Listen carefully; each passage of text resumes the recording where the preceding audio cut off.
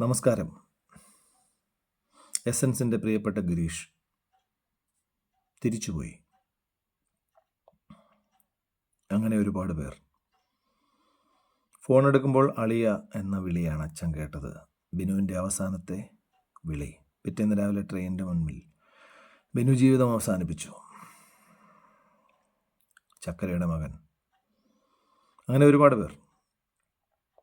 അതിൽ നജീബ് എന്നോട് പറഞ്ഞു, മനസ്സെന്ന മുറിയുടെ പഞ്ചേന്ദ്രിയങ്ങളാകുന്ന വാതിലുകൾ അടയുകയും ഉള്ളിലെ ചിന്തയുടെ വെളിച്ചം കെടുകയും ചെയ്യുമ്പോൾ അവിടെയുണ്ടാകുന്ന ഇരുട്ടും ആ ഇരുട്ടിൽ ശാന്തമായ നിദ്രയുമാണ് മരണമെന്ന്.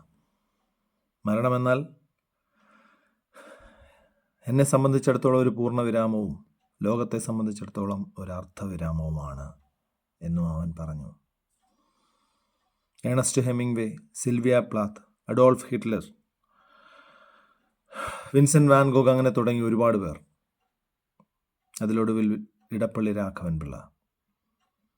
ജീവിക്കാൻ എന്തെങ്കിലും ഉണ്ടാവുക, ആഗ്രഹിക്കാൻ എന്തെങ്കിലും ഉണ്ടാവുക, സ്നേഹിക്കാൻ എന്തെങ്കിലും ഉണ്ടാവുക. എന്നെ സംബന്ധിച്ചിടത്തോളം ഇതെല്ലാം നിരാശാജനകമാണ്. ആ ആത്മഹത്യാക്കുറിപ്പിനൊടുവിൽ എനിക്ക് പാടാൻ ആഗ്രഹമുണ്ട്, എന്നാൽ എൻ്റെ മുരളി തകർന്നു പോയിരിക്കുന്നു എന്ന് അദ്ദേഹം എഴുതി ചേർത്തു. എല്ലാ ആത്മഹത്യകളുടെയും മൂലകാരണം സാമ്പത്തികമാണെന്ന് അറിവുള്ളവർ പറയുന്നു. MN വിജയൻ മാഷും സുധീഷ് സാറുമൊക്കെ എന്നോട് പറഞ്ഞത് അങ്ങനെയാണ്. കടക്കണിയിൽപ്പെട്ട കേരളം. പണപ്പെരുപ്പത്തിൽ കേരളം ഇന്ത്യയുടെ ശരാശരിയേക്കാൾ 7 മടങ്ങാണ്.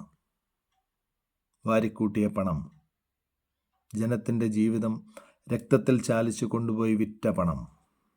നമ്മൾ രാഷ്ട്രീയക്കാരാകണം, കരകയറ്റണം നമ്മുടെ സമൂഹത്തെ, നമ്മുടെ തലമുറയെ. സ്വയം മരിക്കാൻ അനുവദിക്കരുത്. നന്ദി.